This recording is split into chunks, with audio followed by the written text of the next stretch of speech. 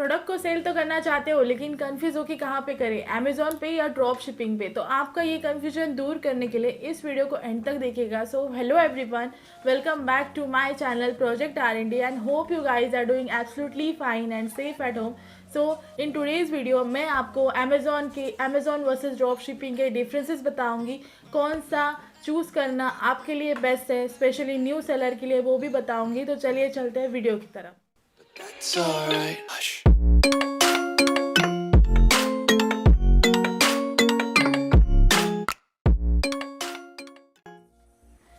मैं हूँ धनश्री एंड इस वीडियो में मैं आपको अमेजोन वर्सेस ड्रॉप शिपिंग के डिफरेंसेस बताऊंगी, उसके एडवांटेजेस और डिसएडवांटेजेस बताऊंगी। तो सबसे पहले अमेजोन FBA क्या है, आपको पता है क्या है? चलिए मैं बताती हूँ। अमेजोन FBA मतलब आपको अपनी इन्वेंट्री अमेजोन के वेयर हाउस में भेजनी पड़ती है। उसके बाद आपके बिहाफ में आप अमेज़ॉन की टीम आपकी इन्वेंट्री और कस्टमर सर्विस मैनेज करती है। अगर उसके बारे में आप डिटेल में जानना चाहते हो तो हमारे चैनल पे वो भी वीडियो है, लिंक मैं आपको डिस्क्रिप्शन बॉक्स में दे दूँगी, आप जाके देख लीजिए।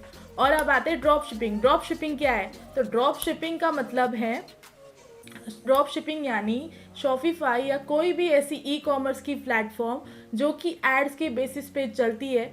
आपको अपनी वहाँ पे वेबसाइट बनाने पड़ती है, उसके बाद आपको अपने स्टोर की ऐड रन करनी पड़ती है इंस्टाग्राम और फेसबुक पे, उसके बाद आपको सेल जनरेट होती है। तो चलिए अब हम देखते हैं अमेजोन वर्सेस ड्रॉप शिपिंग के डिफरेंसेस पॉइंट टू पॉइंट। तो सबसे पहला पॉइंट हमारा ये है एग्जिस्टिंग कस्टमर।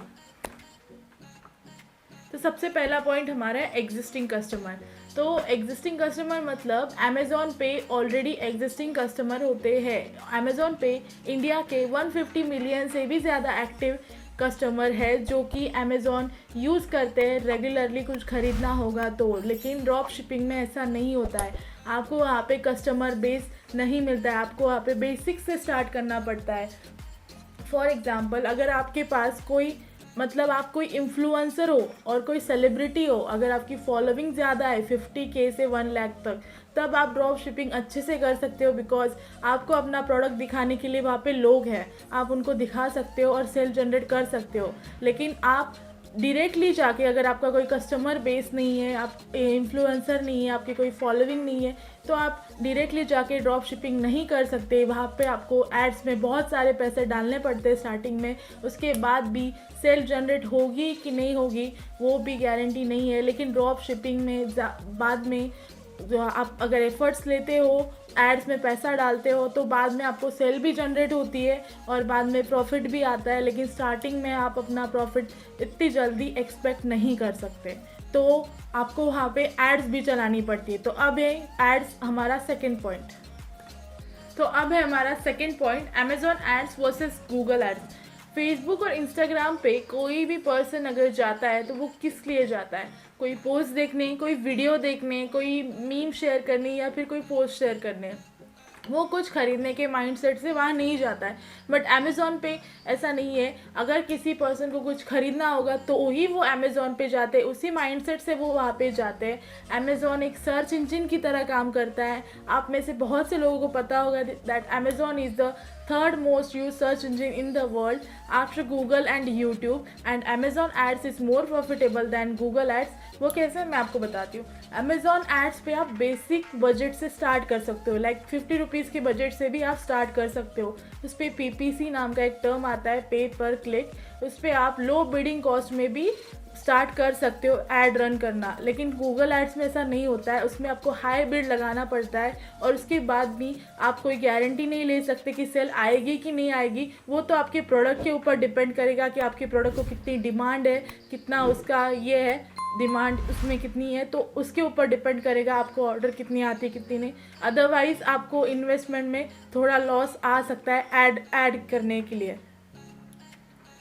तो अब हमारा थर्ड पॉइंट है ट्रस्ट फैक्टर। तो बेसिकली मैं अपनी बात करती हूँ, अगर मुझे भी कुछ ख़रीदना होगा तो मैं फेसबुक पे जाके किसी न्यू वेबसाइट से नहीं ख़रीदती हूँ, मैं पहले जाके अमेज़ॉन पे सर्च करती हूँ।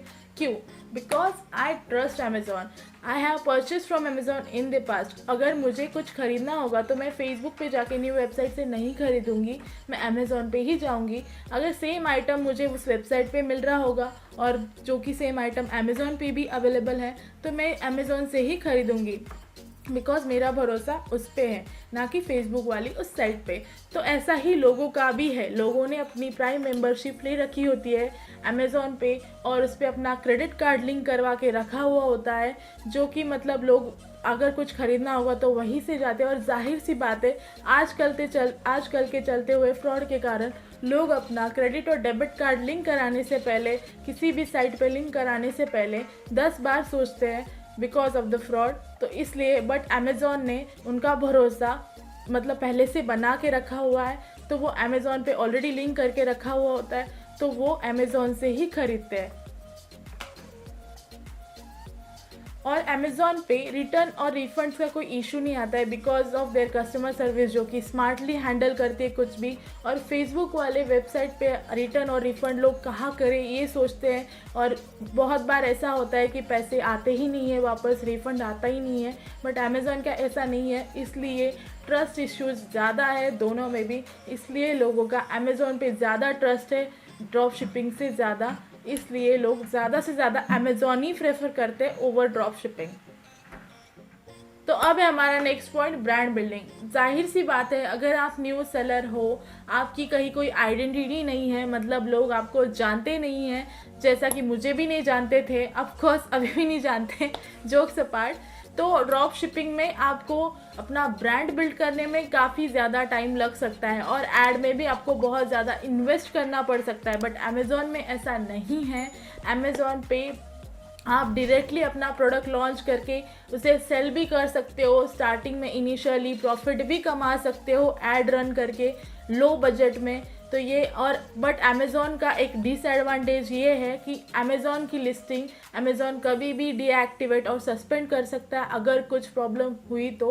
बट ड्रॉप शिपिंग का ऐसा नहीं होता है, वो आपकी वेबसाइट है, आपका स्टोर है, तो आपको मतलब कोई सस्पेंड वहाँ पे नहीं मिलता है, आपकी वेबसाइट है वो खुद की। तो मतलब आपको अपने ही घर से, खुद के ही घर से कौन निकालेगा, बताओ कौन निकालेगा? कोई नहीं निकालता है। तो चलिए let's continue the other point. तो अब है हमारा last point, FBA। Amazon FBA क्या होता है? अमेज़ॉन FBA मतलब आपको अपनी इन्वेंट्री अमेज़ॉन के वेयर हाउस में भेजनी पड़ती है, उसके बाद आपकी इन्वेंट्री आपके बिहाफ में अमेज़ॉन की टीम मैनेज करती है, इंक्लूडिंग कस्टमर सर्विसेज। तो आपको वहाँ पे कुछ टेंशन लेने की ज़रूरत नहीं है, अमेज़ॉन की टीम सब मैनेज कर लेती है आपके बिहाफ में। बट ड्रॉप शिपिंग में ऐसा नहीं होता है, आपको अपने प्रोडक्ट सिलेक्शन से लेके प्रोडक्ट की डिलीवरी तक सब आपको ही मैनेज करना पड़ता है। इन शॉर्ट आपको आपको अपनी इन्वेंट्री मैनेज करनी पड़ती है खुद की। फिर जब आपको ऑर्डर आता है तो आपको पैक करना है, शिपिंग भी आपको ही करनी है, एंड उसके बाद उसकी ट्रैकिंग भी आपको ही करनी है। फिर ड्रॉप शिपिंग में सबसे ज़्यादा डिफ़िकल्ट पार्ट होता है ये सब प्रोडक्ट को शिप करना, ट्रैक करना और ऐड रन करना। तो उसके मतलब आपको उसकी कस्टमर सर्विस भी मैनेज करनी पड़ती है, और उसके बाद आपको ऐड रन करने में बहुत ज़्यादा पैसा लगता है, मतलब बहुत ज़्यादा इन्वेस्टमेंट आपको करना पड़ता है ऐड रन करने के लिए। और जब एंड ऑफ द डे आप कैलकुलेशंस देखते हो आपके बहुत सारे, तो आपको दिखेगा कि आपको प्रोडक्ट में ऑर्डर में उतने पैसे नहीं मिले हैं जितने आपको ऐड में खर्च हो गए आपके उतने ऐड में। तो ये लॉस हो जाता है बहुत बार इनिशियली, लेकिन स्टार्टिंग में आप डायरेक्टली ऐसा नहीं बोल सकते कि मुझे प्रॉफिट हुआ है नहीं हुआ है। दोनों भी अपनी अपनी जगह प्रॉफिटेबल है, अमेज़ॉन भी और ड्रॉप शिपिंग भी। बट आपको थोड़ा एफर्ट लेने की ज़रूरत है, थोड़ा इन्वेस्टमेंट ज़्यादा करने की ज़रूरत है ड्रॉप शिपिंग में। अदरवाइज़ आप पहले अमेज़ॉन से स्टार्ट करें, उसके बाद आप ड्रॉप शिपिंग में जा सकते हैं, कोई प्रॉब्लम नहीं है। आप थोड़ा सा यहाँ से प्रॉफिट कमा के यहाँ भी डाल सकते हो, यहाँ से प्रॉफिट कमा के यहाँ भी डाल सकते हो। सो गाइस, आज के लिए बस इतना ही। अगर आपको कुछ भी प्रॉब्लम आए, कुछ भी मतलब इस वीडियो के रिगार्डिंग अमेज़ॉन और ड्रॉप शिपिंग के रिगार्डिंग, तो प्लीज़ कमेंट करके पूछ सकते हो आप, मैं आपको रिप्लाई करूँगी। पिछली बार भी मैंने बोला था कि किसी ने कमेंट किया ही नहीं, तो इस बार भी कमेंट कर दो यार प्लीज़, थोड़ा मोटिवेशन मिलता है।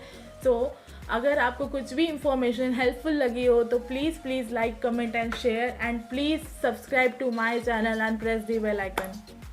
Thank you.